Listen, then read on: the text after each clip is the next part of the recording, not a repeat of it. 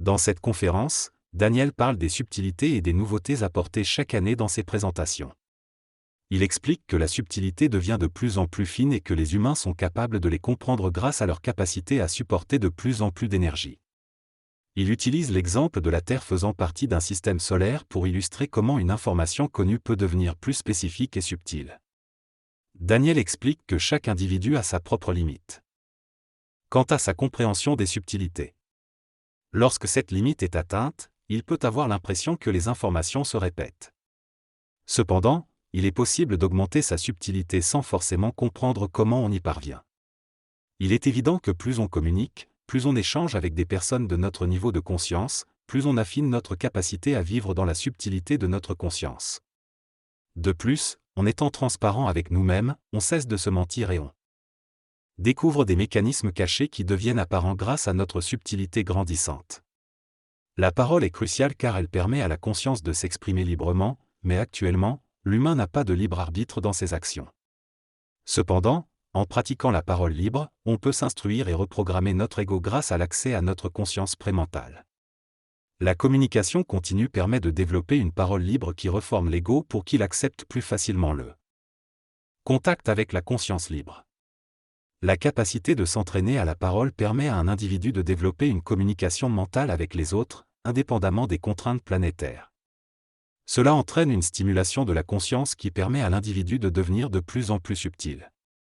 En devenant plus subtil, il devient capable de recevoir davantage d'informations et de vivre une correspondance planétaire d'informations supramentales. Cela lui permet également de découvrir des subtilités de son ego et de celui des autres, ainsi que de la vie en général. Il développe ainsi la capacité d'apprécier les expériences événementielles de manière plus ajustée à la réalité, plutôt qu'émotionnelle. Il apprécie les activités et les expériences non pas pour les émotions qu'elles procurent, mais parce qu'elles nourrissent son être et permettent à l'intelligence supramentale de s'exprimer et de réinformer son ego. En devenant de plus en plus subtil, l'individu continue d'aimer ces choses, mais pas pour les mêmes raisons, car elles lui sont bénéfiques et nourrissantes. En somme, cet entraînement à la parole permet à l'individu de vivre une expérience humaine plus ajustée à la réalité et en harmonie avec l'intelligence supramentale. En résumé, pour qu'il y ait une égoïsation, il faut entretenir les mécaniques astrales et permettre une intelligence supplémentaire dans l'individu pour informer son ego. Cela permettra à l'ego de comprendre qu'il n'y a pas de problème à se laisser aller vers la fusion et la négociation. L'ego doit être réinstruit par le phénomène supramental afin de comprendre une mécanique hors temps. Une fois réinstruit, l'ego ne sera plus là dans le sens mémoriel, mais les mécaniques de l'humain resteront exprimées instantanément dans toutes les chronologies. Cependant, l'ego a du mal à comprendre cette mécanique et cela peut être compliqué à saisir pour lui. Le texte mentionne la notion d'ego et de son influence sur nos actions et nos choix. O est décrit comme ayant peur de la mécanique de la vie et étant pris dans un cercle vicieux mental. L'auteur souligne que l'ego préfère les expériences égoïques instantanées, telles que manger un bon sandwich, plutôt que de rechercher des contacts plus profonds. Cependant, il est mentionné que ces expériences égoïques instantanées ne procurent pas de satisfaction durable et nécessitent d'être constamment répétées. L'auteur suggère alors que l'humain devrait privilégier les rencontres et les dialogues avec les autres afin de développer des contacts plus profonds et de créer des contextes événementiels propices à l'expérience du contact supplémentaire. En conclusion, il est suggéré que l'ego devrait chercher la satisfaction dans les contacts profonds plutôt que dans les expériences égoïques instantanées. La communication subtile avec soi-même et avec les autres est essentielle pour développer sa conscience libre. Cela implique de s'autoriser à expérimenter la mécanique de la vie et à remarquer les moindres subtilités. C'est en utilisant sa vie pleinement et en étant présent à chaque instant que l'individu devient de plus en plus subtil. Cette subtilité permet d'approfondir notre compréhension du monde et de progresser dans notre développement spirituel. Cependant, il ne faut pas se focaliser uniquement sur ce qu'il reste à accomplir, car cela peut être décourageant pour l'ego.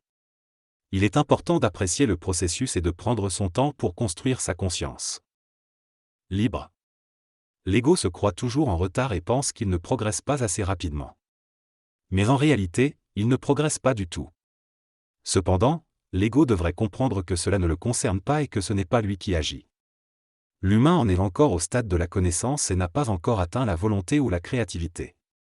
La créativité véritable consiste à créer à partir de quelque chose de nouveau, tandis que l'être humain créatif actuel ne fait que créer à partir du passé. Au fil du temps, les individus découvrent de nouvelles choses grâce à la subtilité, qui permet d'accéder à des connaissances jusque-là inconnues. Plus l'humain développe sa subtilité, plus il aura l'impression d'apporter du neuf et découvrira des choses qu'il ignorait. Ce processus de négociation le conduira éventuellement à l'immortalité, puis à l'éternité. Cependant, chaque individu avance à son propre rythme et les étapes suivantes dépendent de chacun. En fin de compte, il n'y a rien à faire, et la réalité est que nous sommes tous à notre place. La liberté de s'exprimer par la parole est essentielle selon l'individu qui parle. Être transparent avec soi-même est une forme de communication, cela implique de se découvrir et se dépouiller de l'ego et du mental.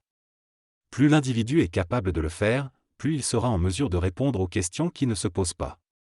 Cependant, il y a parfois un conflit entre l'ego et la réalité, et l'ego peut avoir peur de certaines réponses. L'être humain doit développer sa volonté et atteindre une certaine conscience pour pouvoir exprimer sa volonté. Le savoir devrait être considéré comme une source d'énergie plutôt que d'information, car c'est à travers l'énergie du savoir que l'information est créée grâce à la mémoire. La parole peut transmettre de l'énergie et provoquer des réactions émotionnelles chez ceux qui l'écoutent. Les mots peuvent avoir une saveur et une résonance pour certaines personnes, et le savoir peut libérer d'eux l'énergie lorsqu'un choc survient. Ce choc peut être causé par différents événements ou concepts mémoriels et permet la libération d'énergie. Dans ce texte, l'auteur aborde le sujet de la rencontre entre l'humain et le savoir. Il explique que lorsque l'humain entre en contact avec le savoir, il cherche à le mettre en forme, à le mettre en visuel, à le placer dans un contenant, car l'ego a besoin de l'organiser de cette manière. Cependant, le savoir est une vibration et il est souvent difficile de le transmettre avec précision par des mots. L'auteur mentionne également l'importance de l'ajusteur de pensée, qui a pour fonction de prendre l'information supramentale et de la transformer en parole, sans en dénaturer le sens. Finalement, l'auteur annonce qu'il parlera ultérieurement de la gratuité et de l'amour instantané. Dans ce discours, l'individu explique que le véritable savoir ne peut être exprimé par des mots, mais qu'il est ressenti et compris au niveau de l'intuition suprême.